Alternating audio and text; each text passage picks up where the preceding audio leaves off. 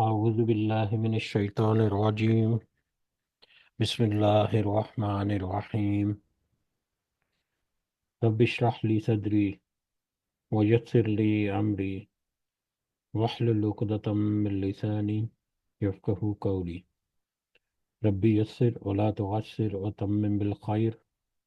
اللهم لا سهل إلا ما جعلته سهلا وأنت تجعل الحزن إذا شئت سهلا. اللهم انفعنا بما علمتنا وعلمنا ما ينفعنا وزدنا علما. آمین یا رب العالمین۔ آج ہم انشاءاللہ اللہ کے خاص فضل و کرم سے، اس کی خاص رحمت اور توفیق سے سورۃ العادیات کو دیکھیں گے اور اس کی آیات کو سمجھنے کی کوشش کریں گے۔ سب سے پہلے ہم اسی کی حمد اور اسی کا شکر اور اسی کی تعریف کرتے ہیں جس نے ہمیں یہ وقت اور یہ مہلت عطا فرمائی، جس نے ہمیں یہ وسائل، یہ سہولیات، ٹیکنالوجی، رزق اور بے شمار انعام و اکرام اور فضل و کرم ہمارے اوپر کیا، اور خاص کر جس نے ہمارے دلوں میں یہ ڈالا کہ ہم اس بابرکت کلام کو سمجھنے کی کوشش کریں۔ اللہ تعالیٰ سے دعا ہے کہ اس کوشش میں ہمیں استقامت نصیب فرمائے، اس کی صحیح سمجھ اللہ تعالیٰ ہمیں عطا فرمائے، اس کے ذریعے سے اللہ ہمیں اپنی اور اپنے ساتھیوں کی اصلاح کرنے کی توفیق عطا فرمائے، اور دنیا کے ساتھ ساتھ اللہ ہمیں آخرت کی کامیابی اور بھلائی اور اپنا خاص فضل و کرم ہمارے شامل حال رکھے۔ آمین یا رب العالمین۔ آگے بڑھنے سے پہلے حسب عادت ہم اپنا پچھلا سبق، اس کا ترجمہ دہراتے ہیں، جو کہ سورۃ الزلزال، جس کو ہم نے کل سمجھنے کی کوشش کی، جس میں اللہ تعالیٰ نے فرمایا جب زمین پوری طرح جھنجھوڑ دی جائے گی اور وہ اپنے بوجھ نکال پھینکے گی، انسان کہنے لگے گا کہ اسے کیا ہو گیا۔ اس دن زمین اپنی سب خبریں بیان کر دے گی، اس لیے کہ تیرے رب نے اسے حکم دیا ہوگا۔ اس روز لوگ مختلف جماعتیں ہو کر واپس لوٹیں گے تاکہ انہیں ان کے اعمال دکھائے جائیں۔ پس جس نے ذرہ برابر بھی نیکی کی ہوگی وہ اسے دیکھ لے گا، اور جس نے ذرہ برابر بھی کوئی برائی کی ہوگی وہ اسے دیکھ لے گا۔ اپنے موضوع کے اعتبار سے یہ ایک اہم ترین صورتوں میں سے ایک صورت کہ ذرہ برابر کوئی کام، چاہے وہ برائی کا ہے چاہے وہ نیکی کا ہے، وہ ضرور اس کے سامنے پیش کیا جائے گا، اور اس کا سامنا، چاہے وہ ذرہ برابر چھوٹے سے چھوٹا، معمولی سے معمولی کام، چاہے وہ اچھا کام ہے یا کوئی برا گناہ کا کام اس نے کیا دنیا کی زندگی میں، اس کو وہ اپنے سامنے وہاں پر پائے گا۔ لہٰذا اس دنیا کی زندگی میں کوئی حقیر کام، کوئی حقیر نیکی، کسی نیکی کو حقیر سمجھ کر چھوڑ دینا، یہ ہمارے لیے مناسب نہیں، اور چھوٹے سے چھوٹا گناہ یا چھوٹی غلطی کو حقیر جان کر گزرنا، یہ ہمارے لیے کسی صورت بھی ہمیں اس سے بچنا چاہیے، اسے اعراض کرنا چاہیے۔ آج کا ہمارا اگلا سبق سورۃ العادیات، یہ بھی اپنی موضوع اور اپنی جو انداز بیان ہے اس اعتبار سے ایک انتہائی اہم سورہ مبارکہ ہے، جس میں اللہ تعالیٰ نے انتہائی اہم اور بڑے پر اثر انداز سے انسان کو ایک توجہ دلائی ہے۔ جب ہم آگے بڑھتے ہیں تو اس کو ہم سمجھنے کی کوشش کریں گے انشاءاللہ۔ سورۃ العادیات یہ ایک مکی سورہ ہے۔ اس کے مکی اور مدنی ہونے میں اختلاف ہے، کچھ کے قریب یہ مکی سورہ ہے، لیکن اکثر جو علماء ہیں ان کے قریب یہ مکی سورہ ہے، اور نہ صرف مکی سورہ ہے بلکہ مکہ میں بھی بالکل ابتدائی دور کی صورتوں میں سے ایک صورت ہے، کیونکہ اس کا انداز بیان اور اس کا موضوع جو ہے وہ ہمیں اس کی طرف کھلا اشارہ جذب دیتا ہے۔ اور قرآن مجید مصحف جو ہمارے ہاتھوں میں، اس میں صورتوں کی ترتیب کے اعتبار سے یہ 100 نمبر پر یہ سورہ مبارکہ آتی ہے، جبکہ ترتیب نزولی کے اعتبار سے، کرونولوجیکل آرڈر کے اعتبار سے اس کا نمبر 14 یعنی 14 ہے، اور 14 یا 14 نمبر پر اس کو رکھا جانا، کرونولوجیکل آرڈر، یہ ہمیں اس بات کی طرف اشارہ کرتی ہے کہ یہ بالکل ہی ابتدائی زمانے کی مکی صورتوں میں سے ایک صورت ہے۔ اس میں ٹوٹل 11 آیات ہیں مختصر سی، اور ایک رکوع ہے۔ ایک رکوع اور 11 آیات پر مشتمل مکی سورہ، سورۃ العادیات۔ عادیات اسی سورہ مبارکہ کی سب سے پہلی آیت میں یہ لفظ آیا ہے، جس کا مطلب ہے دوڑنے والے۔ دوڑنے والے وہ کون ہیں؟ دوڑنے والے اس کا آگے جا کر ہم تذکرہ کریں گے۔ باہر ایک دوڑنے والے کی قسم اللہ تعالیٰ نے کھا کر انسان کو ایک مثال بیان کی، جو اس اعتبار سے اس کا نام جو ہے اس کی پہچان کے لیے والعادیات، العادیات جو ہے وہ مختص کر دیا گیا۔ اور اس کا زمانہ نزول جیسا کہ ہم نے دیکھا کہ بالکل ابتدائی دور کی صورتوں میں سے سورہ، اور اس وقت کے حالات و واقعات ان کو بھی ہم جانتے ہیں، اور خاص کر جب بالکل ابتدائی زمانے میں قرآن مجید کی صورتیں جب نازل ہوں، وہ بہت ہی مختصر اور بہت ہی چھوٹی چھوٹی آیات کی شکل میں، جو کہ بہت ہی گہرے معنی اپنے اندر چھپائے رکھتی ہیں، جن کے اوپر بہت سارے سوالات جو ہیں وہ اٹھتے، جن کے جوابات حاصل کرنے کے لیے وہ لوگ آپس میں ایک دوسرے سے بات کرتے، خود اس کے اوپر تھوڑا سا غور و فکر کرتے، یا مختلف انداز میں وہ زبان زد عام ہوتا وہ قرآن کی آیات جو ہیں اس وقت ہر طرح کے لوگوں کے، یہ جو مسلمان ہوئے یقیناً ان کے لیے تو وہ بہت اہم تھی، جو ابھی تک مسلمان نہیں ہوئے، جنہوں نے ابھی تک ان کا انکار کر رکھا، ان کے لیے بھی وہ ایک اہمیت رکھتی تھی کہ اس کا مطلب کیا ہے، اس کا مفہوم کیا ہے، اس کا پس منظر کیا ہے۔ اور کیونکہ وہ زبان کی گہرائی کو خوب اچھی طرح سے جانتے تھے، اور اپنے وقت کے حالات اور واقعات جو ہیں وہ ان کو بھی بڑی اہمیت دیتے تھے، تو وقت کے حالات واقعات اور ان کے ارد گرد ہونے والے معاملات اور ان آیات کی گہرائی اور ان کی وسعت جو ہے وہ انہیں بہت کچھ سوچنے پر مجبور کرتی تھی۔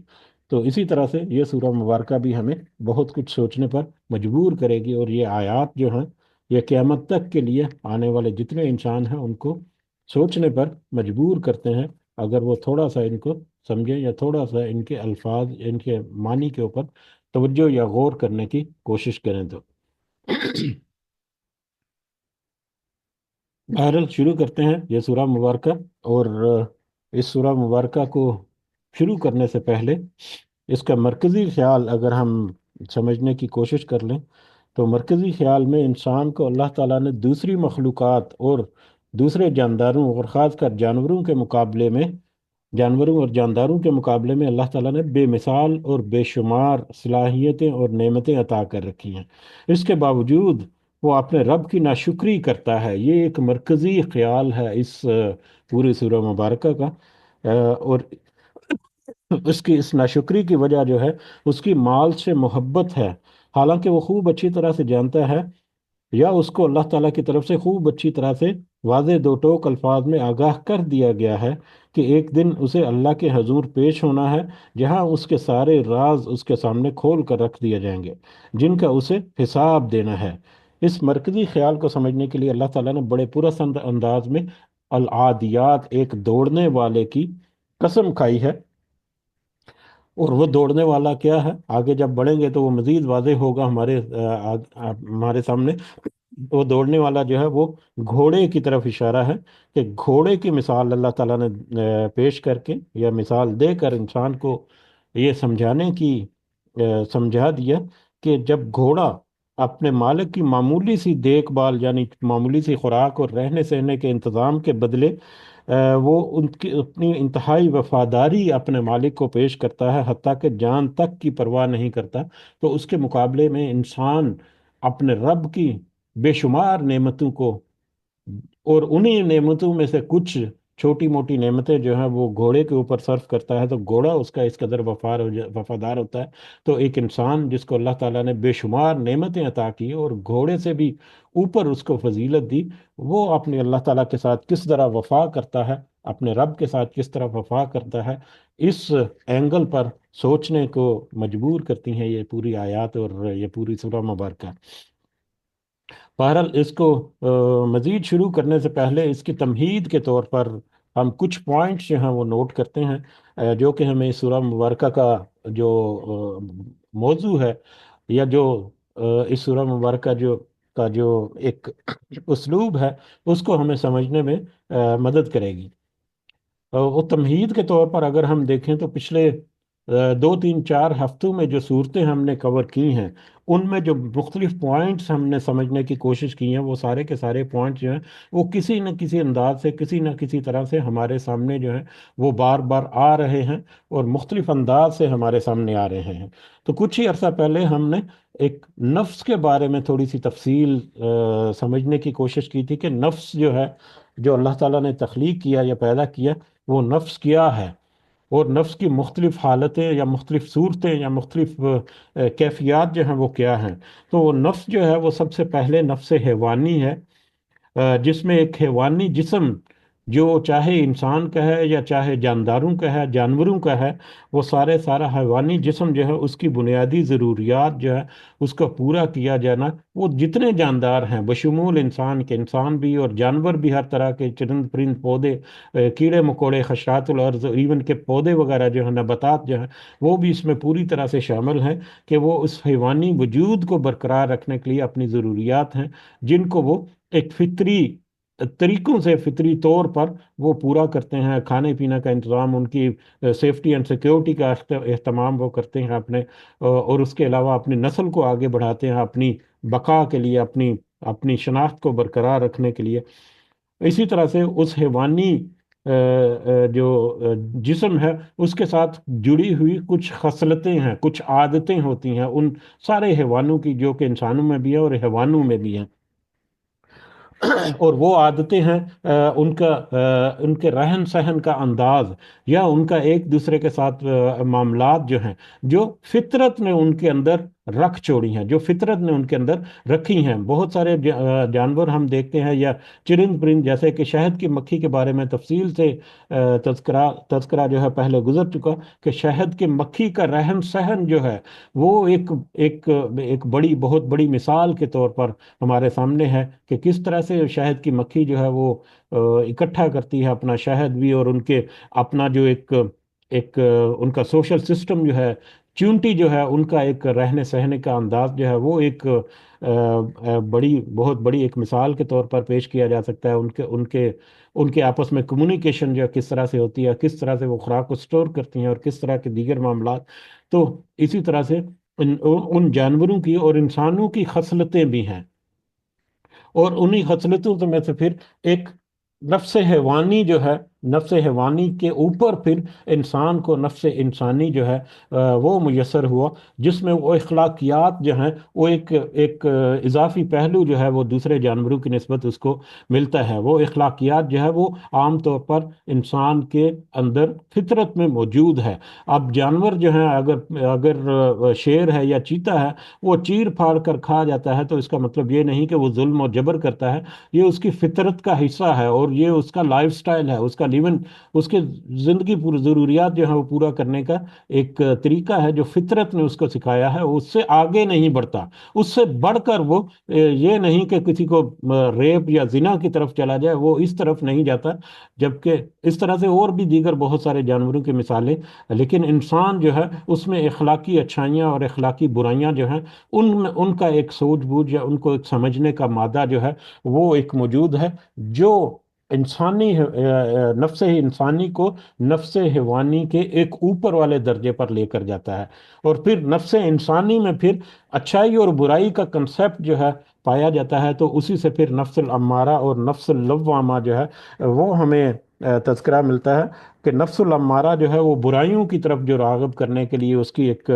ایک ذہنیت یا اس کا ایک اپروچ جو ہے، اور اسی طرح نفس اللوامہ جو ہے، جو برائیوں سے اس کو دور ہٹاتا ہے، برائیوں پر ملامت کرتا ہے، اور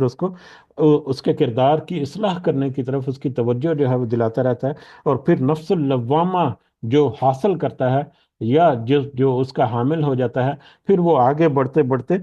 نفس المطمئنہ کی طرف وہ چلتا ہے، کیونکہ اللہ تعالیٰ کی طرف سے راہ ہدایت جو اس کو میسر کی اللہ تعالیٰ نے اضافی طور پر، نفس انسانی کو پھر اللہ تعالیٰ نے مزید فلورش کرنے کے لیے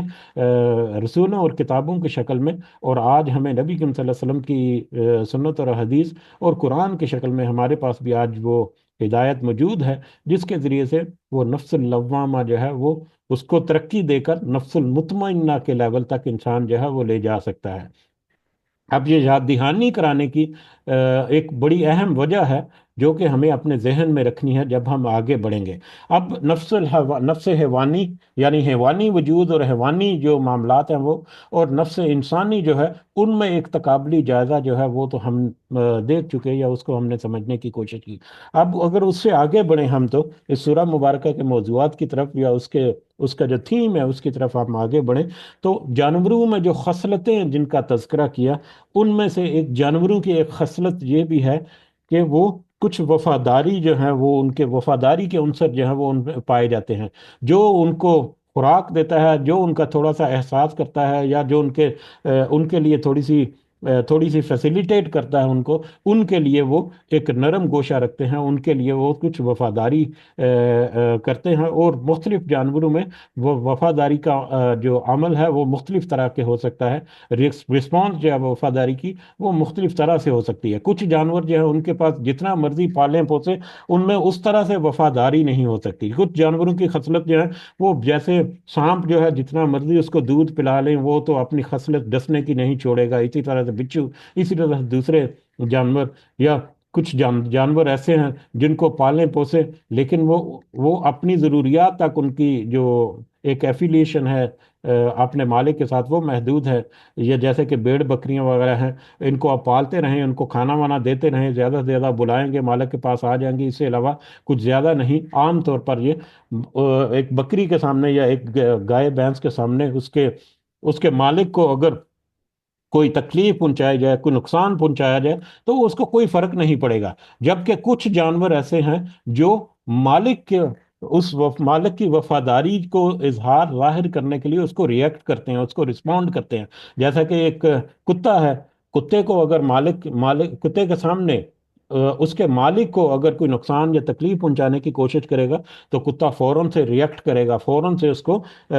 مطلب نقصان پہنچائے گا یا اس کو اپنے مالک کو بچانے کی کوشش کرے گا۔ اسی طرح سے کچھ اور بھی جانور ہیں جن میں مختلف انداز سے اپنے مالک کے ساتھ وفاداری جو ہے وہ ہمیں نظر آتی ہے۔ اونٹ میں بھی کہا جاتا ہے کہ وفاداری جو ہے وہ انسان کے اپنے مالک کے لیے ہوتی ہے۔ اسی طرح سے کچھ اور جانور بھی ہیں، اور بطور خاص گھوڑا جو ہے جس کا تذکرہ ہمیں اس سورہ مبارکہ میں ملے گا، گھوڑے کی وفاداری جو ہے وہ اپنے مالک کے لیے اس کو یہاں پر بطور خاص اللہ تعالیٰ نے تذکرہ کیا۔ اور گھوڑے کی وفاداری کس قدر ہے اپنے مالک کے لیے اس کا اندازہ ہمیں اس پہلی سورہ مبارکہ کی پہلی جو 5 آیات میں ان میں ہمیں ملے گا کہ وہ اپنے مالک کی وفاداری کے لیے کس قدر محنت اور کس قدر مشقت میں اپنے آپ کو ڈالتا ہے، کس قدر قوت اور کس قدر شدت کے ساتھ مالک کے ساتھ وہ وفاداری کا اظہار کرتا ہے، حتیٰ کہ اپنے آپ کو وہ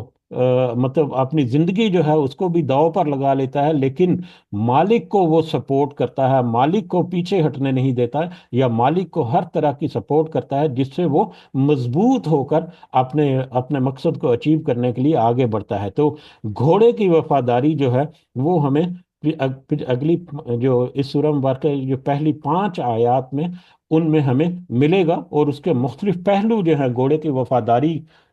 کے اظہار سے جو گھوڑا کرتا ہے وہ ہم دیکھیں گے۔ اب گھوڑے کو ہی اللہ تعالیٰ نے یہاں پر مثال کے طور پر کیوں پیش کیا؟ تمہید جو ہے یہ ہمارے لیے ضروری ہے، کیونکہ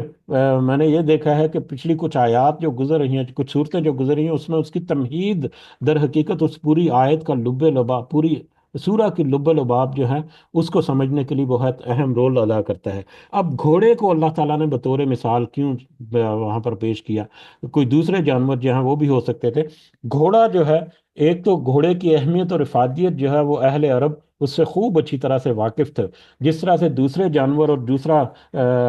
دوسرے جو لائف سٹاک ان کے لیے امپورٹنٹ تھے، ان میں سب سے زیادہ اہمیت جو ہے وہ گھوڑے کو دی جاتی تھی وہاں پر۔ ایک تو قیمت کے اعتبار سے بھی بڑے ہوتے تھے، ان کی اہمیت کی وجہ سے برق رفتاری، تیز رفتار سفر کے لیے وہ بڑے موزوں ہوتے تھے۔ اس کے علاوہ جنگوں میں گھوڑوں کا استعمال جو ہے، جنگوں میں یا لشکر کشی کرنے میں جو گھوڑوں کا استعمال جو ہے وہ بڑا ایک فائدہ مند ہوتا تھا، اور بڑا مضبوطی کے ساتھ وہ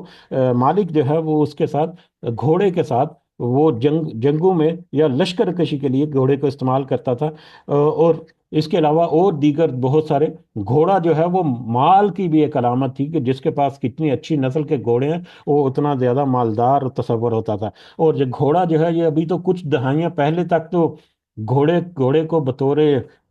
مطلب ٹرانسپورٹیشن کے بہت کثرت کے ساتھ استعمال کیا جاتا تھا۔ ابھی کچھ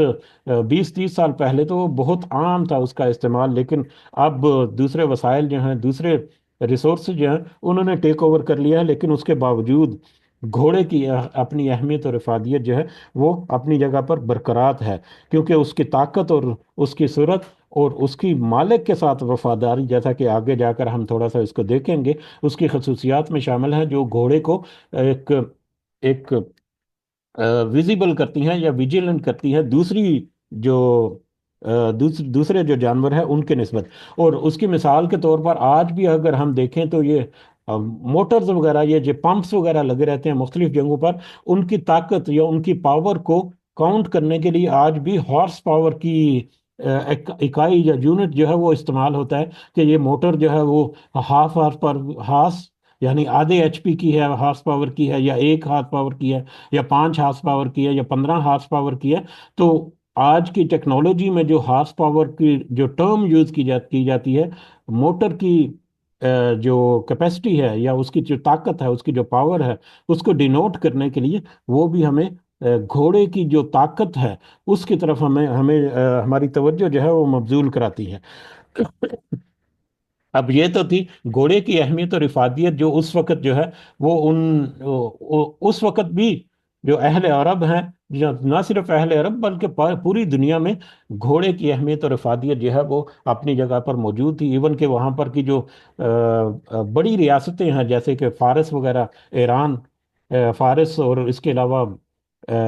پرشیا کے علاوہ رومن وغیرہ جو تھے، وہ بھی اپنی جنگیں اور اپنے دیگر معاملات جو ہیں اور لشکر کشی جو ہے وہ گھوڑوں کے ذریعے کرتے تھے۔ تو اس وقت پوری دنیا میں گھوڑا جو ہے ایک بہت ہی قیمتی ایسٹ کے طور پر جانا جاتا تھا، اور اس کی اہمیت اور افادیت جو ہے وہ ہر ایک کے سامنے کھلی تھی، عیاں تھی۔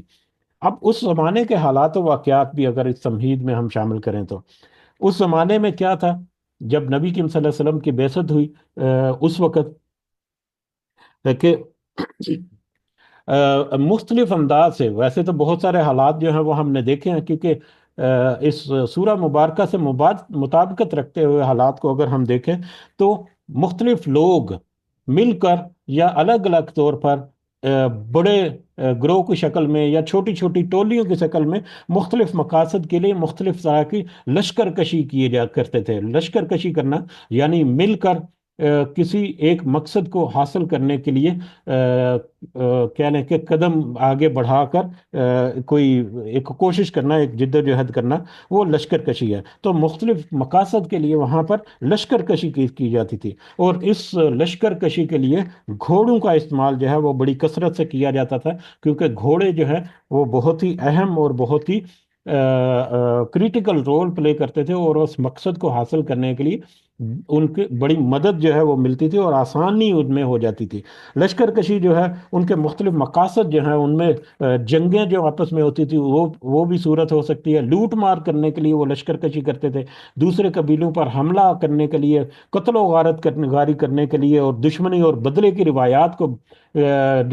کے مطابق وہ ایک دوسرے پر حملے کرتے تھے اور ایک دوسرے پر برتری لے جانے کی کوشش کرتے تھے، حکومتیں اپنی قائم کرنے کے لیے دوسری جو قبیلے ہیں ان کے اوپر اپنا غلبہ یا ان کو اپنی طاقت یا ان کے اوپر اپنی دھاک بٹھانے کے لیے وہ مختلف انداز سے مختلف مواقع پر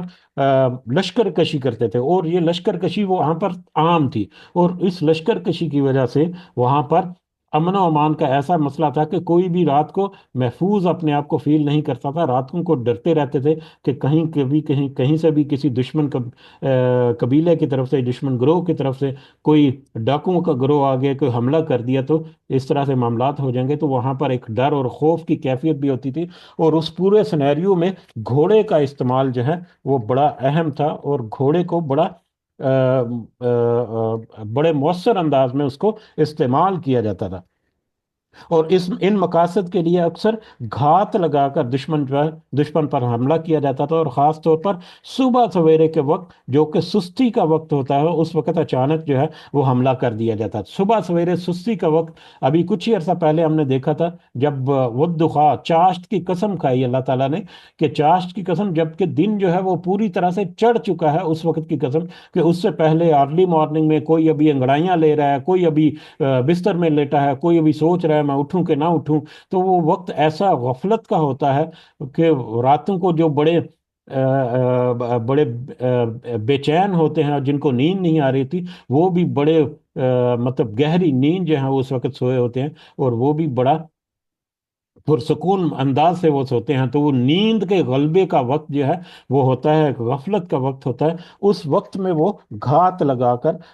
حملہ کرتے تھے، اور اس طرح سے وہ حملہ اچانک کیا جاتا تھا کہ جن کے اوپر حملہ کیا جا رہا ہے انہیں سنبھلنے کا موقع ہی نہ ملے۔ اس کی منظر کشی جیسا کہ ذکر کیا پہلی 5 آیات میں ہمیں ملے گی، اور اس مقصد کے لیے گھوڑے اپنے مالک کی وفاداری نبھانے کے لیے کس قدر محنت کرتے ہیں، اس کا اندازہ بھی ہمیں پہلی 5 آیات میں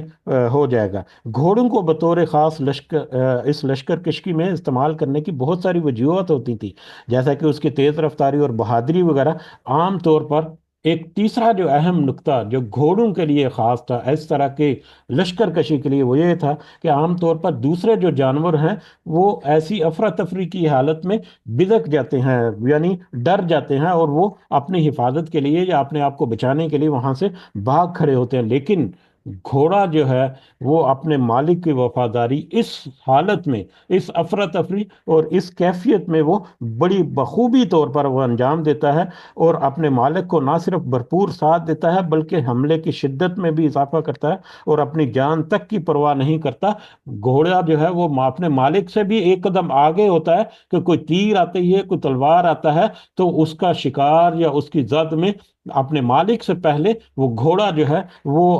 اس کا آنا زیادہ، اس کے آنے کے زیادہ چانسز ہے۔ اس کے باوجود گھوڑا جو ہے وہ اپنے مالک کی جو پشت ہے اس کو زمین پر لگنے نہیں دیتا، اور اپنی جان تک کی پرواہ نہیں کرتا۔ گھوڑے کی اس خوبی کو بطور خاص اپنے ذہن میں رکھیں جب ہم آگے بڑھیں گے اور ان آیات کو سمجھنے کی کوشش کریں گے۔ تو 2 3 چیزیں جو ہیں وہ ہمیں اپنے ذہن میں رکھنی ہے، جس کی وجہ سے اس تمہید کو تھوڑا سا طول دیا گیا۔ ایک تو حیوانی جو نفس ہے، گھوڑا جو ہے وہ نفس حیوانی کے اندر ہے، یہ اپنے ذہن میں ہم نے رکھنا ہے کہ گھوڑا چاہے اس میں جتنی مرضی خصوصیات ہیں، جتنی مرضی وفاداری ہے، جتنی مرضی وفاداری اللہ تعالیٰ نے اس میں کوٹ کوٹ کر بھر دی، لیکن وہ نفس حیوانی کے اندر آتا ہے، ایک حیوانی وجود رکھتا ہے، اور حیوانی خصلتیں اس کے اندر ہیں۔ اور دوسرا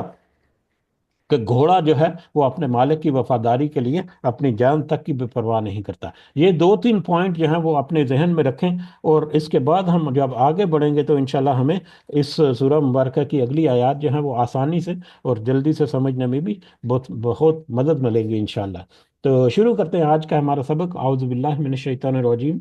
بسم اللہ الرحمن الرحیم۔ والعادیات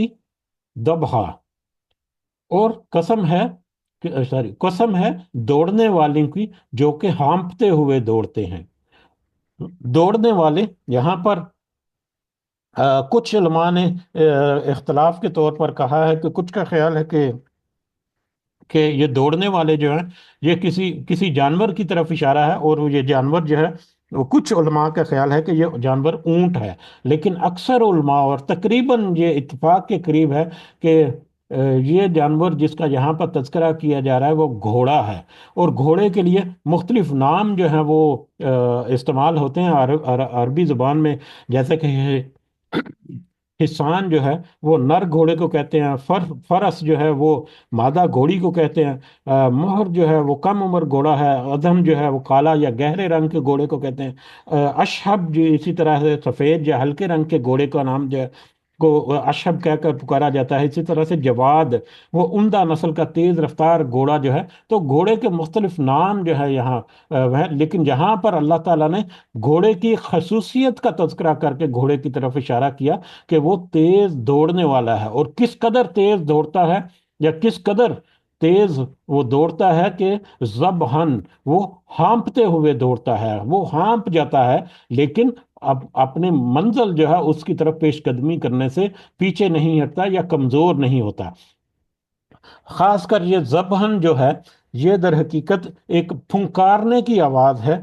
جو کہ گھوڑے کو گھوڑا جب تیز دوڑتا ہے تو اس کے نتھنے جو ہیں، اگر آپ یہ ویژولائز کریں، یہ ویژولائز ضرور کریں، یہ اس سورہ مبارکہ کے بعد آپ کوشش کریں کہ یہ ویژولائز کرنے کی کوشش ضرور کریں یہ سچویشن کی، کہ اللہ تعالیٰ نے کیا یہاں پر ہمیں منظر جو ہے وہ ہمارے سامنے رکھا ہے۔ اگر آپ کسی چھوٹے سے ویڈیو کلپ کے ذریعے سے اس کو ویژولائز کرنے کی کوشش کریں گے، جس میں گھوڑا جو ہے وہ کیسے ہانپتا ہے، تو وہ آپ کو بڑی مدد کرے گا اس پورے سینیریو کو سمجھنے کی، یا اس کو اپنے ذہن میں ایک ایک ایک امیج جو ہے وہ اس کو بنانے کی، کہ وہ گھوڑا جو ہے وہ پھنکار کر جب وہ دوڑتا ہے، ایسے وہ ہانپتا ہے کہ پھنکار کی آواز، اس کے سانس کی آواز جو ہے اس کے اس کے بدن سے یا اس کے نتنوں سے نکلتی ہے، اور وہ پھنکار کی طرح سے محسوس ہوتی ہے، اس قدر وہ تیز رفتاری کے ساتھ اور اس قدر وہ مشقت کے ساتھ وہ دوڑتا ہے۔ اور یقیناً ایسی پھنکار جو ہے وہ عام دوڑنے یا عام چلنے پھرنے سے نہیں ہوتی۔ یہ پھنکارنا جو ہے، انسان بھی جب وہ تیز دوڑتا ہے، اپنی ہمت سے زیادہ ہو کر دوڑتا ہے، تو اس کو بھی سانس پھول جاتی ہے، اور وہ بھی اس کی سانس جو ہے اس کی بھی آواز آتی ہے، دیگر جانوروں کی بھی اس طرح ہوتی ہے، لیکن بطور خاص یہاں پر گھوڑے کی پھنکار جو ہے وہ بہت ہی ایک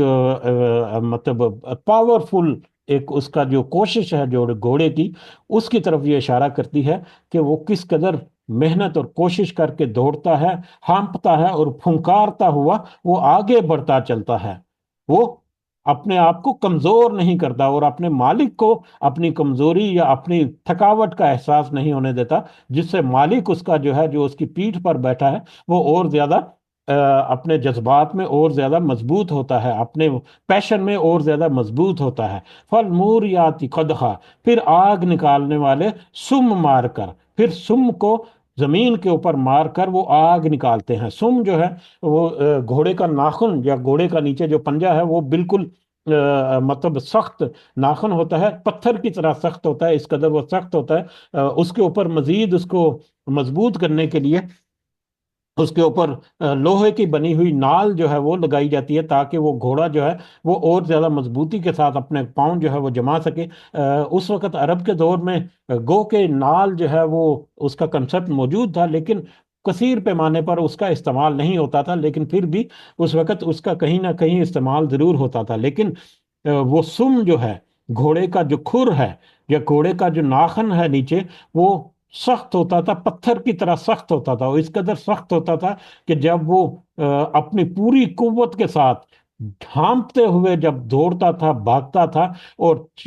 چٹانوں پر یا سخت زمین کے اوپر جب وہ پاؤں کو زور سے مار کر آگے بڑھتا تھا، تو اس کے پاؤں سے آگ کی چنگاری یا آگ کے شعلے نکلتے تھے۔ یہ اس کی طرف اشارہ ہے کہ وہ گھوڑا ہے، وہ اس قدر تیزی سے دوڑ رہا ہے، اس قدر محنت اور قوت کے ساتھ وہ دوڑ رہا ہے کہ اس کے پاؤں سے آگ کی چنگاریاں جو ہے وہ نکل رہی ہیں، اس قدر وہ اپنے مالک کے لیے محنت کر رہا ہے۔ قسم ہے دوڑنے والے ہانپتے ہوئے دوڑنے والے گھوڑے کی، پھر آگ نکالنے والے اس گھوڑے کے سم سے پھر آگ کے شرارے جو ہیں وہ بھی بکھرتے ہیں، وہ بھی نکلتے ہیں۔ فالمغیرات صبح، فالمغیرات صبح، اور پھر حملہ کرنے والے صبح کے وقت میں، پھر وہ دھاک لگا کر وہ گروہ یا لشکر کشی جو کرتے ہیں، وہ رات کو جا کر ایک جگہ پر چھپ جاتے، تاکہ وہ دشمن کے قریب ہی، جہاں پر بھی اس کو حملہ کرنا ہے اس کے قریب ہی جگہ پر وہ موجود ہوتے، اور وہاں سے پھر وہ صبح کے وقت میں رات میں جا کر وہاں پر دھاک لگا دیتے یا گھات لگا کر بیٹھ جاتے، اور صبح ارلی مارننگ، جبکہ غفلت کا وقت ہے جس کا ابھی تذکرہ کیا، اس ارلی مارننگ صبح کے وقت میں، جبکہ ابھی وہ جو دشمن ہے وہ ابھی انگڑائیاں لے رہا ہے، اس کو سنبھلنے کا موقع نہ ملے، اس وقت وہ اچانک سے شدت کے ساتھ وہ حملہ کرتے ہیں۔ اب وہ شدت کے ساتھ، کیسی شدت کے ساتھ حملہ کرتے ہیں؟ فَأَثَرْنَ بِهِ نَقْعًا، پھر وہ اڑاتے ہیں اس وقت غبار، جب وہ گھوڑوں کے اوپر بیٹھ کر اچانک سے وہ حملہ کرتے ہیں، اور وہ گھوڑے جو ہیں وہ ہانپتے ہوئے دوڑتے ہیں، اپنے سموں سے آگ نکالتے ہوئے، اور وہ اس طرح سے دوڑتے ہیں کہ ان کے دوڑنے سے وہاں پر گرد اور غبار جو ہے وہ اڑتی ہے۔ یہ پورا منظر جو ہے یہ ہم نے اپنے سامنے رکھنا ہے کہ کس قدر وہ گھوڑے جو ہیں وہ اپنے مالک کا ٹارگٹ اچیو کرنے کے لیے اس کا وہ ساتھ دے رہے ہیں، اور ایسے وہ حملہ کرتے ہیں اچانک شدت کے ساتھ کہ اس وقت ہر طرف جو ہے وہ گرد و غبار جو ہے وہ اڑتا ہے ان کے گھوڑوں کے سموں سے اور ان کے بھاگنے کی رفتار سے۔ فَوَسَطْنَ بِهِ جَمْعًا، اور پھر وہ اس قدر شدت سے حملہ کرتے ہیں کہ پھر جا گھستے ہیں وہ اس وقت کسی جماعت میں، وہ اپنے دشمن کی جو جماعت ہے یا دشمن کا جو گروہ ہے اس میں وہ سیدھے جا کر گھس جاتے ہیں بغیر کسی خوف کے، بڑے بڑے وہ طاقتور انداز کے ساتھ، بڑے جوش کے ساتھ، بڑے جذبے کے ساتھ وہ گھوڑا جو ہے وہ اپنے مالک کو پیٹھ پر بٹھائے ہوئے اپنے دشمن کی صفوں میں، اس کو یہ بھی نظر آ رہا ہے کہ یہاں پر ہو سکتا ہے کہ اس کے تلوار کا وار جب آئے گا تو پہلے اس کی گردن، اس کے مالک سے پہلے اس کی گردن آگے آئے گی، کوئی تیر آئے گا تو زیادہ چانسز ہیں کہ وہ تیر اس کے مالک کو لگنے سے پہلے اس کو وہ لگے اور اس کو وہ ہلاک کر دے، یا اس کو وہ نقصان یا چوٹ یا اس کا جسم جو ہے وہ اس کو زخمی کرے۔ لیکن اس کے باوجود دوسرے جانوروں کی نسبت گھوڑا جو ہے وہ زیادہ وفاداری نبھاتا ہے، اور اپنے مالک کو اپنے پیٹھ پر بٹھا کر بڑی تیزی کے ساتھ اپنی دشمن کے صفوں میں لے جا کر مالک کو آفر کرتا ہے کہ یہ لے مالک، میں نے تیرے لیے کس طرح سے یہ کام کیا۔ سبحان اللہ! اس پورے منظر کو آپ ویژولائز ضرور کریں، اس پورے منظر کو ویژولائز کرنے کی کوشش ضرور کریں، اور اس کے بعد اگلی آیت جو ہے آیت نمبر 6، اس کو ذرا پڑھیں۔ ان الانسان لربہ لکنود، کہ بے شک انسان اپنے رب کا یقیناً ناشکرا ہے۔ استغفر اللہ، اللہ تعالی ہمیں محفوظ رکھے۔ کہ انسان اپنے رب کی طرف سے دی گئی نعمتوں کا تو بھرپور استعمال کرتا ہے۔ گھوڑا جو ہے وہ اپنے مالک کی، یہاں پر یہ بطور خاص یہ نوٹ کریں کہ یہاں پر لکھا ہے ان الانسان لربہ لکنود، رب کا تذکرہ ہوا۔ رب جو ہے اصطلاحی معنوں میں تو رب جو ہے وہ اللہ کے لیے استعمال ہوتا ہے، لیکن لغوی معنوں میں اگر دیکھا جائے تو رب کا مطلب ہوتا ہے پالنے والا، پالنے والا، روزمرہ کی ضروریات جو ہیں ان کو بہم پہنچانے والا۔ جیسا کہ یہاں پر عرب میں بھی اب یہ جو ہاؤس وائف ہیں، ہاؤس وائف کے لیے جو پیشہ یا ان کا جو پروفیشن آئی ڈی کارڈ وغیرہ میں لکھا ہوتا ہے وہ ربات المنزل لکھا ہوتا ہے، یعنی ہاؤس وائف، گھر کی دیکھ بھال کرنے والی۔ ٹھیک ہے، تو رب جو ہے وہ دیکھ بھال کرنے والا، اس کی ضروریات پہنچانے والا۔ اگر اس معنی، اس نیرو ڈاؤن کیے ہوئے معنی کے اعتبار سے اگر ہم گھوڑے کا اور انسان کا یہاں پر ایک موازنہ کریں تو گھوڑا جو ہے وہ اپنا رب یا اپنا مالک جو ہے وہی اس کو دیتا ہے نا، اس کی خوراک دیتا ہے، اس کی مالش کرتا ہے یا اس کی صفائی ستھرائی کرتا ہے یا اس کے رہنے سہنے کا انتظام کرتا ہے، اس سے زیادہ تو وہ کچھ نہیں کرتا۔ اپنے رب کی طرف سے دو تین چھوٹی چھوٹی چیزیں جو ہیں وہ ملتی ہیں اس کو اپنے مالک کی طرف سے، اس اس کی وفاداری میں وہ کس قدر اس کی وفاداری نبھاتا ہے کہ وہ اپنی جان کو ہتھیلی پر رکھ کر ہانپتے ہوئے بڑی طاقت کے ساتھ اپنے مالک کو اور زیادہ طاقت اور توانائی فراہم کرتا ہے، اور دشمن کی صفوں میں بے خوف ہو کر کے اس کو تلوار کاٹ دے گی یا اس کو تیر جو ہے وہ آ کر زخمی کر دے گا، اس کو خوف سے بغیر وہ اپنے مالک کو اپنی پیٹھ پر بٹھا کر ان دشمن کے گروہ میں لے کر جا کر کھڑا کر دیتا ہے، اور مالک کو آفر کرتا ہے کہ یہ لو میدان تمہارے سامنے ہے، تم کامیابیاں سمیٹو یہاں پر۔ لیکن اس کے برعکس انسان جو اپنے رب کی ہر طرح کی توانائی، ہر طرح کی طاقت، ہر طرح کی مال دولت، اس کی جان جو ہے وہ سب کے سب اللہ تعالیٰ کی طرف سے اس کو ملی، وہ اپنے رب کے لیے کیا کرتا ہے؟ اپنی رب کی ساری نعمتوں کو وہ استعمال کرتا ہے، بھرپور طریقے سے اس کو فائدہ اٹھاتا ہے، بھرپور طریقے سے اس سے راحت اور آسائش جو ہے وہ حاصل کرتا ہے، لیکن اس کے بدلے میں اس کا حق ادا نہیں کرتا۔ اور اس کا حق کیا ہے؟ کہ اللہ کی شکر گزاری کرے۔ اور اللہ کی تعالیٰ کی شکر گزاری کا مطلب کیا ہے؟ کہ اس کے احکامات کے مطابق اس کی عبادت کرے اور صرف اسی کی بندگی کرے۔ جب انسان گھوڑے کو بس کچھ چیزیں جو ہے وہ فہم پہنچاتا ہے، حالانکہ انسان نے اس گھوڑے کو تخلیق بھی نہیں کیا، پیدا بھی نہیں کیا، اس کی زندگی کا بھی وہ رسپانسیبل نہیں کہ زندگی بھی اس کے ہاتھ میں نہیں، اس کی موت اس کے ہاتھ میں نہیں، اس کی دیگر معاملات جو ہیں، اس کی بیماری اور دیگر جو معاملات ہیں وہ بھی اس کے ہاتھ میں نہیں۔ زیادہ سے زیادہ وہ اس کی خدمت کیا کرتا ہے، اس کو کھانا کھلاتا ہے اور اس کو تھوڑی صفائی ستھرائی کرتا ہے، اور وہ بھی ان وسائل سے جو اس کے اللہ نے، جو اس انسان کے رب نے اسے عطا کیے ہیں، اس چھوٹی سی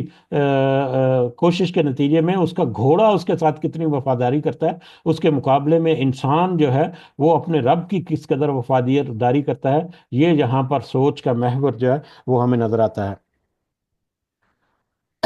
اس آیت کو سمجھنے کے دو پہلو جو ہیں وہ ہمیں نظر آتے ہیں اگلی آیات جو ہیں ان کو ساتھ مطابقت رکھنے کے لیے، کہ ایک پہلو تو یہ ہے کہ جب انسان ایک دوسرے پر دھاوا بولتا ہے یا قتل و غارت کری کرتا ہے، جو کہ ماحول اس وقت ہم نے تذکرہ کیا، تو جب تو وہ دوسروں پر حملہ کرتا ہے، تو اس وقت تو جب طاقت اور غلبہ حاصل کرتا ہے، اس وقت تو دوسرے جو مغلوب ہیں، جن کے اوپر اس نے فتح حاصل کی،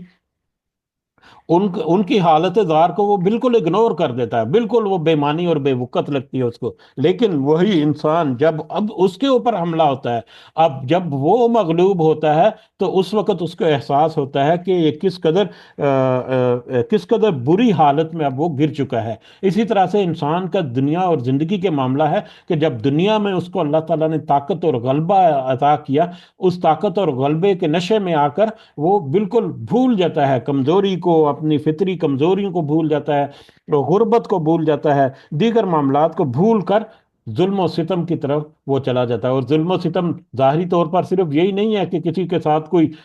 زیادتی کی یا کسی کو مارا پیٹا، ظلم و ستم کی بہت ساری قسمیں ہیں۔ انسان تو سب سے زیادہ اپنے نفس کے اوپر ظلم کرتا ہے، وہ بھی ظلم کی کیٹیگری میں شامل ہوتا ہے، کہ انسان جو ہے وہ اپنے آپ کو جہنم سے نہیں بچاتا، یہ در حقیقت انسان اپنے اوپر ظلم کرتا ہے۔ تو ظلم کی بھی بہت ساری قسمیں ہیں۔ تو انسان کے پاس جب طاقت آتی ہے تو وہ ظلم کرنے لگتا ہے، لیکن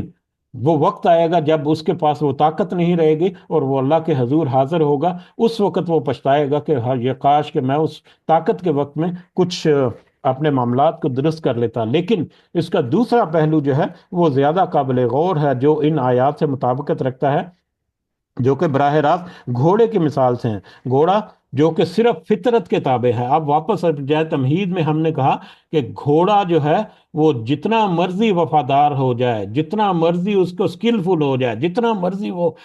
پاورفل ہو، طاقتور ہو جائے، وہ حیوانی خصوصیات کا حامل ہے۔ وہ انسان کو جو اللہ تعالیٰ نے عطا کی ہیں خصوصیات اور نعمتیں اور خصلتیں اور طاقت اور توانائی اور عقل و شعور اور فہم و فراست اور ساری چیزیں، ان سے پھر بھی وہ نیچے ہے۔ اس کے باوجود گھوڑا جو ہے وہ اپنے مالک کی دی ہوئی کچھ سہولیات کے بدلے میں اس کو مطلب کس قدر اس کی وفاداری نبھاتا ہے، لیکن انسان جو ہے وہ اللہ تعالیٰ کی عطا کردہ بے شمار توانائیاں جو ہیں ان کو استعمال کرتے ہوئے اپنے رب کے لیے، اپنے رب کے راستے میں وہ کیا کرتا ہے؟ نتھنگ۔ وہ عام طور پر کچھ بھی نہیں کرتا، عام طور پر وہ اس کو پسے پش ڈال دیتا ہے اور بھول جاتا ہے۔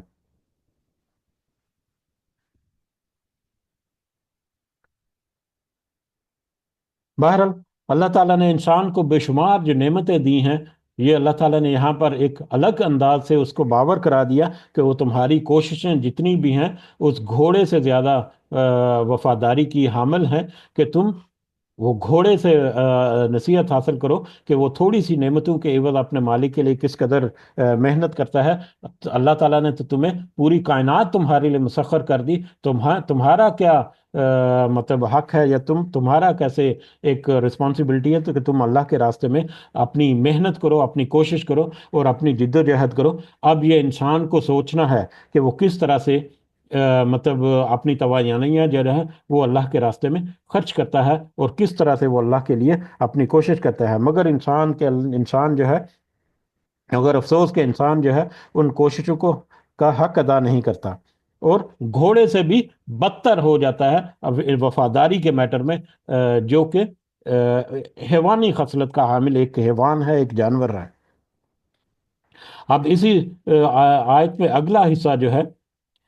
اگلی آیت میں نہیں، وَإِنَّهُ عَلَىٰ ذَلِكَ لَشَهِيدٌ، وَإِنَّهُ، اور بے شک وہ، یعنی وہ انسان، علی ذالک لشہید، اس پر وہ پوری طرح سے گواہ ہے۔ کس بات پر وہ پوری طرح سے گواہ ہے؟ کہ بے شک انسان اپنے رب کا بہت ناشکرا ہے۔ اس بات کو وہ خوب اچھی طرح سے جانتا ہے۔ ایک انسان اگر اپنے گریبان میں جھانکے تو اس کو خوب اچھی طرح سے پتا ہے کہ اللہ تعالیٰ نے اس کو کیا سکلز عطا کی ہیں، کیا اللہ تعالیٰ نے اس کو طاقتیں عطا کی ہیں۔ ہر انسان کے پاس مختلف ہو سکتی ہیں، کسی کے پاس مال و دولت زیادہ ہے، کسی کے پاس صحت جو ہے وہ ماشاءاللہ سبحان اللہ موجود ہے، کسی کے پاس علم جو ہے وہ ہے، کسی کے ساتھ بصیرت موجود ہے کہ وہ بڑی باریک بینی سے چیزوں کو زیادہ لے کر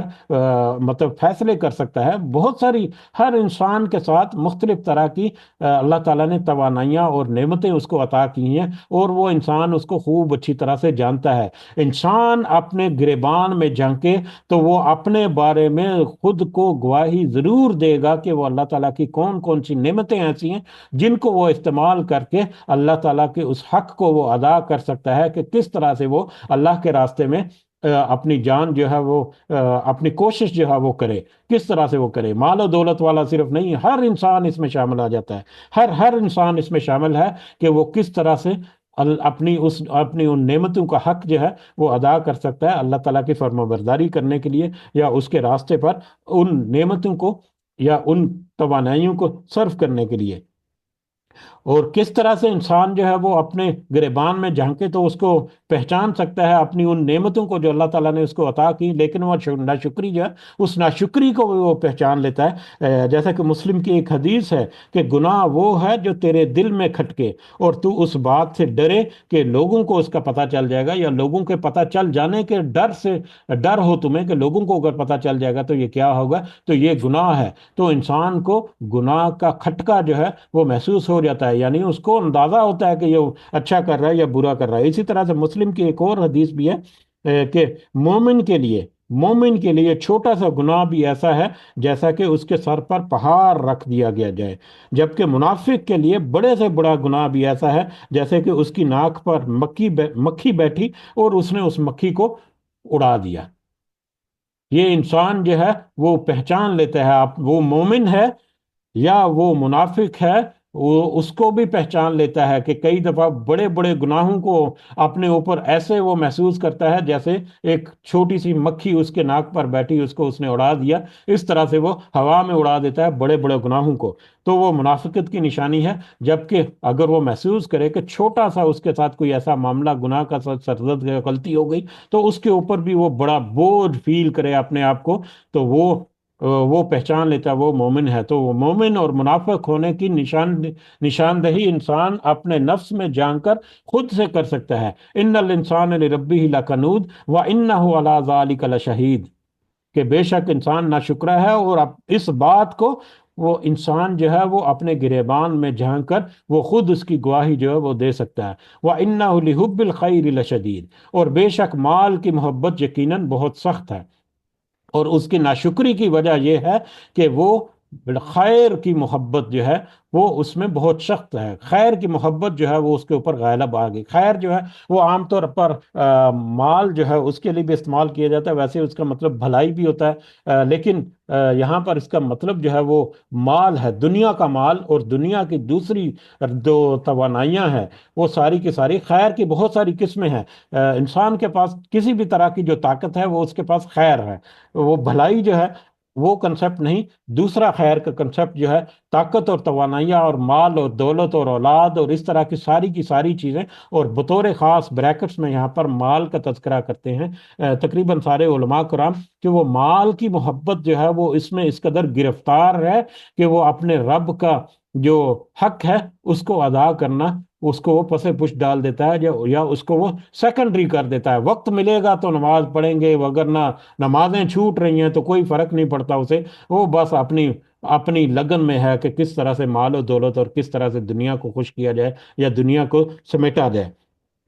تو بہت ساری ایسی آیات جو ہیں وہ ہمیں اس سے پہلے ملتی ہیں کہ مال سے محبت۔ جامع ترمذی کی ایک حدیث ہے کہ نبی کریم صلی اللہ علیہ وسلم نے فرمایا، ہر امت کا ایک فتنہ تھا، میری امت کا سب سے بڑا فتنہ مال ہے۔ نبی کریم صلی اللہ علیہ وسلم نے اس وقت ہی پیشین گوئی کر دی تھی کہ میری امت جو ہے وہ مال کے فتنے میں مبتلا ہو جائے گی، جیسے کہ ایک اور بخاری اور مسلم کی ایک لمبی حدیث جو ہے اس میں ہمیں پتہ چلتا ہے کہ نبی نبی کریم صلی اللہ علیہ وسلم نے اپنی وفات سے کچھ ہی عرصہ پہلے، غالباً 1 مہینہ پہلے، وہ نبی کریم صلی اللہ علیہ وسلم شہدائے احد کے قبرستان میں گئے اور وہاں پر دوبارہ نماز جنازہ ادا کی، اور صحابہ کرام کو وہاں پر خطبہ ارشاد فرمایا اور کہا کہ دیکھنا، میں تمہارا پیش رو ہوں، میں اپنے حوض کوثر کو اس وقت بھی دیکھ رہا ہوں، مجھے اپنے بعد تم سے یہ خطرہ نہیں کہ تم شرک کرنے لگو گے، لیکن مجھے یہ ڈر ہے کہ تم دنیا کے مال کی محبت میں پڑ جاؤ گے اور پھر ایک دوسرے کو قتل کرو گے جس طرح اگلو نے کیا، اور پھر تم بھی تباہ و برباد کر دیے جاؤ گے جیسا کہ اگلوں کو کر دیا گیا یا اگلے ہو گئے۔ تو یہ مال کی محبت جو ہے، اس کے بارے میں نبی کریم صلی اللہ علیہ وسلم نے دور خاص وارننگ دی اپنی امت کو کہ کہیں مال کا فتنہ جو ہے وہ تمہارے اندر اس قدر نہ بڑھ جائے تو تم آپس میں قتل و غارت کری پر اتر آؤ اور آپس میں ایک دوسرے کے ساتھ بالکل اکٹھ کر رہ جاؤ۔ آج ہم اپنی دنیا کے مسلمانوں کی حالت اور کیفیت کو اگر دیکھیں تو ہمیں یہ سچویشن نظر آتی ہے۔ اگر گورنمنٹ جو ہے مختلف ملکوں کی آپس میں حکومتی سطح پر معاملات دیکھیں تو وہ بھی طاقت کے توازن، جو عدم توازن جو ہے وہ وہی ناپتے ہیں کہ اگر میں کسی گورنمنٹ کے ساتھ میں کوئی ایگریمنٹ کروں گا یا اس کے ساتھ میں کوئی پیش قدمی کروں گا تو اس کا مجھے فائدہ کیا ہوگا، کیا مجھے تجارت ملے گی، کیا مجھے مال میں فائدہ ملے گا، کیا ہمارے انڈسٹری میں فائدہ ہوگا۔ تو وہ سب جو ہیں وہ حکومتی سطح پر بھی ایک دوسرے کے ساتھ جو تعاون ہوتا ہے وہ مال اور دولت اور طاقت اسی کا پیش نظر ہوتا ہے۔ وہ کوئی نہیں سوچتا کہ یہ تو مسلم ریاست ہے، اس کے مسلم ریاست کے طور پر اس کو ہمیں لینا چاہیے یا اس کی مدد کرنی چاہیے۔ اسی طرح سے ود ان دی اسٹیٹ اگر دیکھیں تو مختلف جو ادارے ہیں وہ بھی اور مختلف لوگ بھی، مختلف گروہ جو ہیں، بزنس مین لے لیں، جابز وغیرہ لے لیں، سب جو ہیں وہ اپنے آپس میں کمپٹیشن میں لگے ہوئے ہیں کہ کسی طرح سے مال اور طاقت اور یہ چیزیں جو ہیں ان کو وہ حاصل کر لیں، اور اسی جد و جہد میں وہ ساری زندگی جو ہے وہ گزار بیٹھتا ہے اور اللہ کا حق ادا کرنے کی طرف وہ توجہ مبذول نہیں کرتے۔ تو انسان کے لیے بطور خاص امت محمدی صلی اللہ علیہ وسلم کے لیے، مسلمانوں کے لیے مال کی محبت یا مال کا فتنہ جو ہے اس کے بارے میں نبی کریم صلی اللہ علیہ وسلم نے واضح طور پر اشارہ دے دیا تھا اپنی زندگی میں ہی۔ افلا یعلم اذا بعثر ما فی القبور، تو کیا نہیں وہ جانتا کہ جب وہ نکال باہر کیا جائے گا جو کچھ قبروں میں ہے، کیا وہ اس وقت کو بھول گیا جبکہ قبروں سے اس کو نکال کھڑا کیا جائے گا؟ یہ پچھلی سورہ مبارکہ میں ہم نے دیکھا تھا اس کو تفصیل کے ساتھ، اس لیے ہم اس کی تفصیل میں مزید نہیں جاتے کہ کس طرح سے انسان کو قبروں سے نکال کھڑا کیا جائے گا اور اس کو پھر حاضر کر دیا جائے گا وہ اللہ کے حضور، وَحُصِّلَ مَا فِي الصُّدُورِ، اور جو کچھ اس کے سینوں میں ہے اس کو ظاہر کر دیا جائے گا۔ پچھلی سورہ مبارکہ میں ہم نے دیکھا تھا کہ جو زمین نے جو راز اگل دیا یا خزانے اگل دیے اس کو ظاہر کر دے گی زمین جو ہے۔ اب یہاں پر ہے کہ جو انسان کے سینوں میں ہے اس کو راز کو وہ سامنے ظاہر کر دیا جائے گا۔ انسان دنیا کی زندگی میں کس نیت اور کس ارادے کے ساتھ کچھ کام کرتا رہا، چاہے وہ اچھے کام کرتا رہا یا برے کام کرتا رہا، اس کے دلوں کی، اس کے سینوں کے اندر چھپی ہوئی نیتیں جو تھی ان نیتوں کو وہاں پر ظاہر کر دے گا۔ یہ بطور خاص یہاں پر نوٹ کرنے کی بات ہے کہ دنیا میں بہت اچھے اچھے کام کیے، لیکن وہاں پر جب نیتیں اس کے سامنے اس کے رب اس کو کھول کے رکھے گا تو پھر اس کو اندازہ ہوگا حال کہ میں تو لٹیا گیا، میں تو برباد ہو گیا، کہ میں نے اپنی زندگی جو ہے وہ تو کوشش بھی کی لیکن سارا کچھ جو ہے وہ ساری محنت اور کوشش جو ہے وہ تو اللہ تعالیٰ نے زیرو سے ملٹیپلائی کر دی۔ تو جب اس کی دلوں کی نیتیں، جیسا کہ کئی دفعہ تذکرہ ہوا کہ دنیا میں ظاہر جو ہے ہمیں نظر آتا ہے اس میں بھی ایک ماتن چھپا ہوا ہے، ظاہر کے اندر بھی بہت کچھ چھپا ہوا ہے۔ ایک انسان دوسرے انسان کے ساتھ محبت کرتا ہے، ساری عمر ان کی محبت جو ہے وہ ایسے پروان چڑھتی ہے، ایک دوسرے کے اوپر وہ دم بھرتے ہیں، ایک دوسرے کے اوپر وہ جان نچھاور کرتے ہیں، لیکن آخرت میں جا کر پتہ چلے گا کہ ایک نے دوسرے کے ساتھ محبت جو ہے وہ کس لیے کی اور دوسرے نے پہلے کے ساتھ محبت کس لیے کی۔ وہ کیا واقعی ایک دوسرے کے ساتھ اللہ کی رضا کے لیے صحیح معنوں میں محبت کرتا تھا یا کوئی فائدے اپنے اندر چھپائے بیٹھا تھا؟ یہ وہاں پر کھل جائے گا، بہت کھل جائے گا، سب کچھ کھل کر سامنے آ جائے گا، کیونکہ ان ربہم بہم یومئذ لخبیر، بے شک ان کا رب جو ہے ان سے اس دن یقیناً خوب باخبر ہے۔ خوب خبردار ہے، کیونکہ اللہ تعالیٰ جو ہے وہ ان کی ہر ہر معاملے میں، ان کی ہر ہر چھپی چیز سے خوب باخبر ہوگا اس دن۔ ویسے تو اللہ تعالیٰ ہمیشہ باخبر ہے، لیکن وہ اس خبر کو ظاہر کر کے وہ بتا دے گا کہ تمہیں تمہاری دلوں کے اندر یہ نیتیں تھیں، آج دیکھو کہ اللہ تعالیٰ نے اپنی اس خبر کو تمہارے سامنے پیش کر دیا ہے۔ جیسا کہ ایک حدیث بھی ہے مسلم کی، بڑی ڈیٹیل حدیث ہے، بڑی لمبی حدیث ہے، اس کا لب لباب یا اس کا سمری یہ ہے کہ قیامت کے دن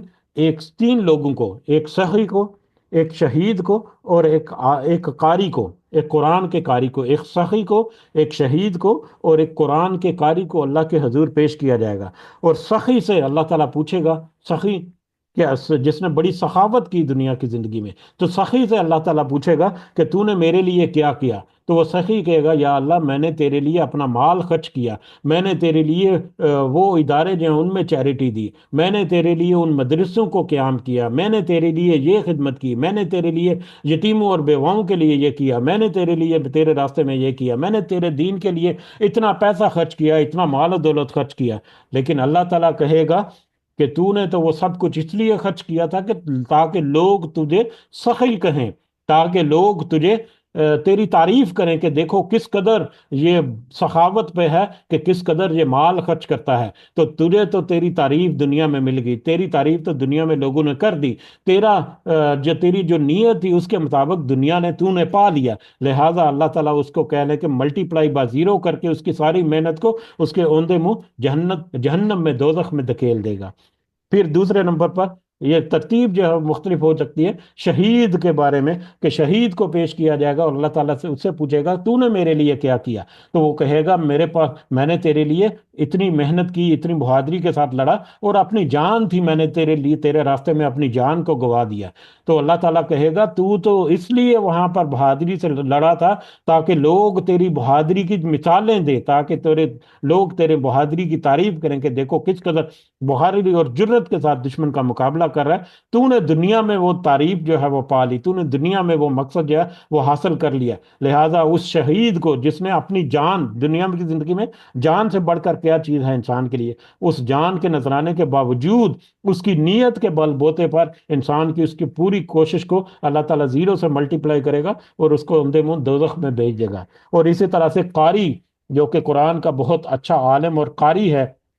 بڑی خوبصورت آواز میں قرأت کرتا ہے، اس کو پھر وہاں پر پیش کیا جائے گا اور اس کو پوچھے گا کہ اللہ قاری ہے تو نے میرے لیے کیا کیا؟ تو وہ کہے گا میں نے تیرے دین کے لیے یہ خدمت کی، میں نے دوسروں کو تعلیم دی، میں نے تیرے قرآن کو بڑی خوبصورتی سے پڑھا اور دوسروں کے اوپر پیش کیا۔ تو اللہ تعالیٰ کہے گا تو نے تو وہ تعریف حاصل کرنے کے لیے، تو نے تو اپنی زبان، اپنی آواز کے سحر میں دوسروں کو گرفتار کرنے کے لیے یہ سارا کچھ کیا تھا۔ تجھے دنیا میں تیری تعریف مل گئی، تجھے دنیا میں تیرا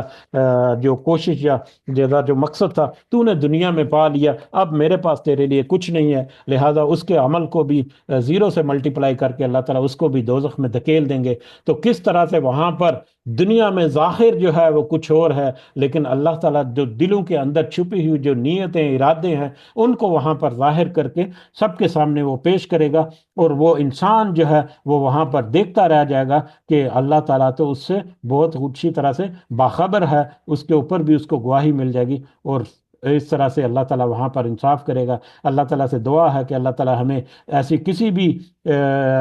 معاملے سے محفوظ رکھے، ہمیں جو بھی نیک عمل کرتے ہیں، جو بھی اچھا عمل کرتے ہیں، اللہ تعالیٰ اس سے ہمیں ریاکاری کو اور دکھاوے کو ہم سے دور کرے، ہمیں طاقت اور توفیق دے کہ جو کچھ بھی ہم کریں صرف اور صرف اللہ کی رضا حاصل کرنے کے لیے، اس کی خوشنودی حاصل کرنے کے لیے، اور اس کی جو اجر ہے اچھا وہ اللہ تعالیٰ سے ہمیں عطا فرمائے، اس کو حاصل کرنے کی کوشش کریں۔ اللہ تعالیٰ ہمیں ساری توفیق اور توانائیاں دیں۔ آمین یا رب العالمین، وما علینا الا البلاغ المبین۔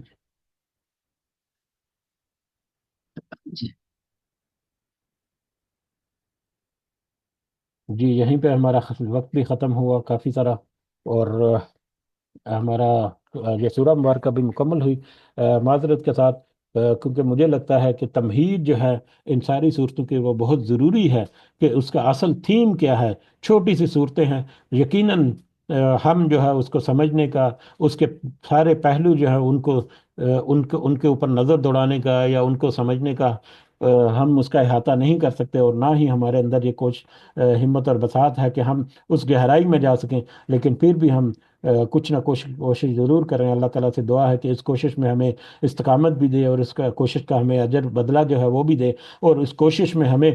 صحیح اللہ کی رضا حاصل کرنے کی توفیق عطا فرمائے۔ ہمیں ریاکاری اور دکھاوا یا اس طرح کے دیگر معاملات جو ہیں اللہ تعالیٰ ہمیں ان سے محفوظ رکھے، اور صحیح معنوں میں اللہ جو ہے وہ اللہ ہمیں اپنا تابع دار اور اپنا فرما بردار بنائے۔ آمین یا رب العالمین۔ دیگر جتنے معاملات ہیں اللہ تعالیٰ کی طرف سے ان میں آسانیوں کی دعا ہے کہ اللہ تعالیٰ ہمارے لیے آسانیاں کرے۔ ہمارے والدین جو اس دنیا میں حیات ہے اللہ تعالیٰ انہیں صحت سے بھرپور زندگی عطا فرمائے، اور جو اس دنیا سے گزر گئے اللہ تعالیٰ انہیں بھی جنت الفردوس میں اعلیٰ مقام عطا فرمائے۔